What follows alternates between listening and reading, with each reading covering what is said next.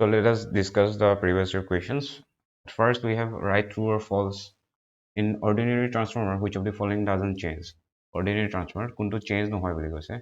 তো আমি কি কৰোঁ, আমাৰ এনেকুৱা টাইপৰ ট্ৰান্সফৰ্মাৰটো এনেকুৱা টাইপৰ থাকে, দুটা কইল কেনে ৰিপ্ৰেজেণ্ট কৰোঁ। দেন ইনপুটত আমাৰ কি থাকে, ভল্টেজটো V1 থাকে, ইয়াত I1 থাকে, then this is V2, this is I2। তো আমাৰ যিটো KVA থাকে, যিটো মানে আমাৰ কি হয় ৰেটিং থাকে, পাৱাৰ ৰেটিংটো, that is V1 I1 is equal to কি হৈছে V2 I2। তো যদি আইডিয়েলি কি হয় মানে, আইডিয়েলি আমাৰ যিটো ইনপুট পাৱাৰ থাকিব, এপাৰেণ্ট পাৱাৰৰ কথা কৈ আছোঁ, ইনপুট যিটো পাৱাৰ থাকিব এইটো ছাইডত is equal to the secondary side output power, ঠিক আছে, আউটপুট পাৱাৰৰ লগত একে থাকে। তো আমি কি কৰোঁ, V1টো আমি কৰোঁ আইডাৰ V2 গ্ৰেটাৰ দেন V1 কৰোঁ, অৰ V2 লেছ দেন V1 কৰোঁ। অবভিয়াছলি তেতিয়া কি হৈ যাব আমাৰ ইয়াৰ পৰা ইকুৱেশ্যনটোৰ পৰা, তেতিয়া I2 will be less than I1 হৈ যাব। দেন ইয়াত কি হৈ যাব, I2 is greater than I1। তো মানে আমাৰ কি হৈছে, আমি V2টো চেঞ্জ V1 কি কয়, আমি V2টো চেঞ্জ কৰিছোঁ, তেতিয়াহ'লে কি হৈছে আমাৰ I2 চেঞ্জ হৈছে।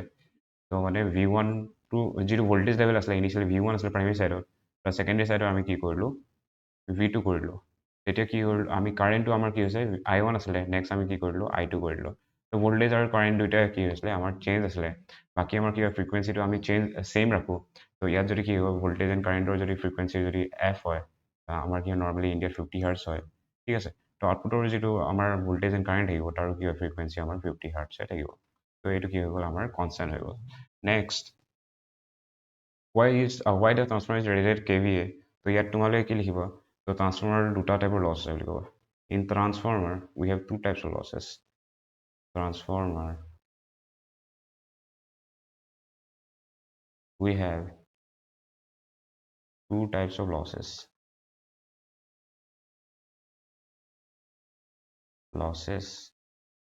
তো ইয়াৰ লছেছ কি কি হৈ গ'ল, আমাৰ কপাৰ লছ হৈ গ'ল এণ্ড আইৰণ লছ হৈ গ'ল। তো যিটো কপাৰ লছ আছে, copper loss depends on current and iron loss depends on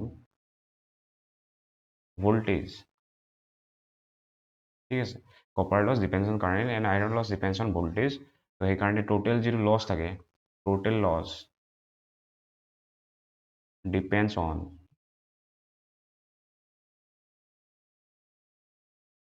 voltage umpire.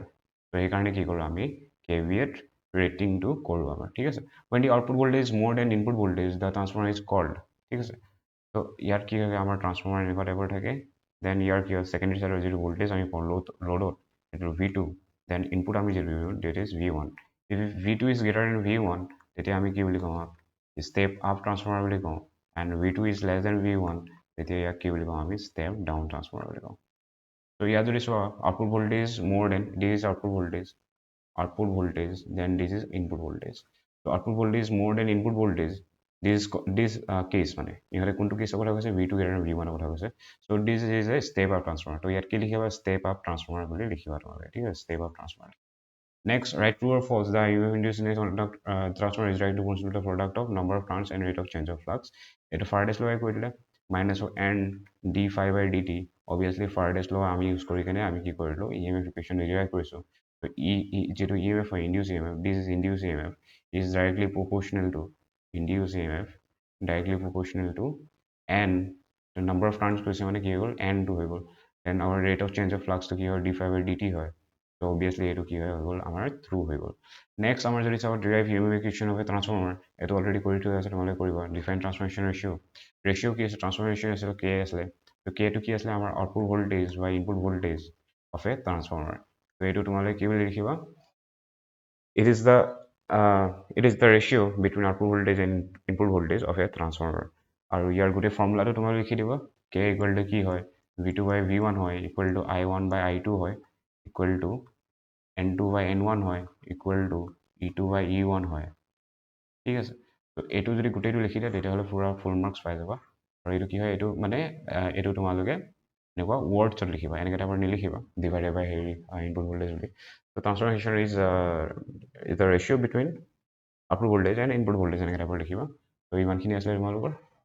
ত' তোমালোকৰ PIQ শেষ হৈ গ'ল, ঠিক আছে।